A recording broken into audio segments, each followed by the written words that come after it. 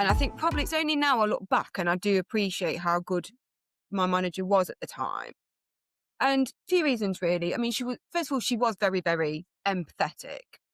I mean, she was quite emotional herself, which maybe did help a bit because, I remember sort of she was, she sort of showed a vulnerable side sometimes. She'd not long had a baby and she was getting back into work and she wasn't kind of afraid to show that it's difficult sometimes to separate that work personal life thing.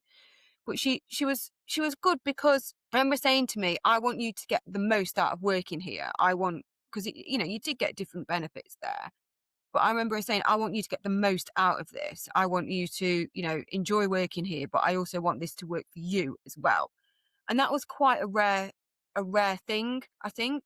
She took the time to say, this, you can have this if you work here, you can go to this. And she sort of gave me the chance to try new things with no pressure. I remember there was an event, like a member event one night, and she was like, I'd love you to come. You don't have to, but I think it'd be really good for you. And I think it would be good for you to witness this at this point in your career. There's no pressure, but I think the option's there. I think it would be good for you. But there was never any sort of pressure. It was more that she wanted me to have those opportunities. And she was very sort of personable as well. You knew that when you were there, you needed to, you were there to work, but it was also important to her that you enjoyed being there as well. And this didn't apply for me, but she was also head of reception as well. And she used to give the team a shift preference list. So back then you had, I think it was like 6:15 to 2:15, 12 to 8, which everyone hated, and then a late shift. And when she was doing the rota, she'd give people a shift preference sheet. So you had some people that loved earlies, some people that hated them, but she let them actually say what they preferred. And she'd say, look, I can't guarantee this is going to be at work because people have got holidays and stuff, but I want you to tell me what it is you prefer to do. Once one manager coming in and saying, I don't know why you bother with that because it just gives you more admin to do. And I remember her saying, well, how am I going to get a happy team that I can get the best out of if I'm making their working day as difficult as possible? And I thought, back then I say I was 19 and I was like, oh, that's nice.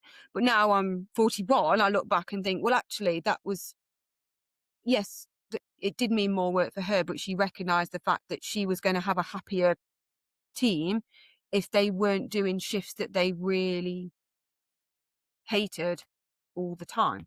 Yeah, I mean, it's definitely ahead of its time, isn't it? I mean, we talk quite a lot these days about understanding your working patterns, and I don't know what the word is, but like people have natural rhythms, don't they? And so, like for me, if I'm doing detailed work, if I don't do it before lunch, it ain't getting done. And I've only sort of in the last few years come to really understand that.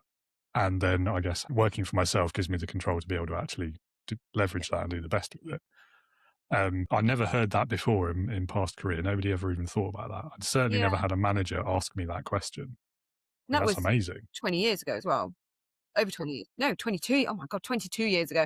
And a lot of the time, the people that worked on reception, they were mainly part-time. I think there was maybe one full-timer, but you did have a lot of parents on there. You had people that were working there because it fitted in with uni. So and it was a very big team as well. It's obviously it's open every day, and it was open from like till 11 o'clock at night. So there was a broad range of working hours, but she sort of went out of her way to say, look, is there any days that you can't do so that you've not got to use your holiday all the time? If you're working 3 days a week, tell me if there's any that you can't do, because I don't really want you to have to use a day's holiday if you can work a different day. Yeah. And that was just really nice. Yeah. It's the sort of thing that feels like it should just be common sense. Yeah, yeah, And yet it's surprisingly rare, isn't it? yeah, it was. I know people really did appreciate the fact that she took that time out. I mean, she did say, look, at the end of the day, everybody has got to do their part. You can't just choose earlies all the time because that's not very fair, because they have got to be evenly split. But equally, if it's a case of you really hate lates, I won't put you on all lates. It was just, yeah, like you say, it was just common sense, and people always appreciated the fact that she thought about them as an individual rather than just doing a rota. Yeah, absolutely. So we became really good friends, and I was actually her bridesmaid when she got married. So that was yeah. And she did a speech at our wedding, so it was But we wouldn't have become friends had she been an arsehole.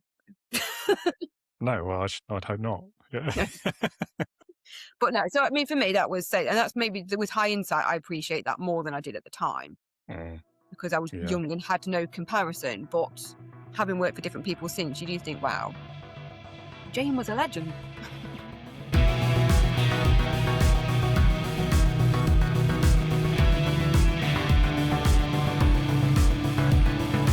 Welcome to the Leading with Integrity podcast. Leadership talk for the modern manager. With your host, David Hatch.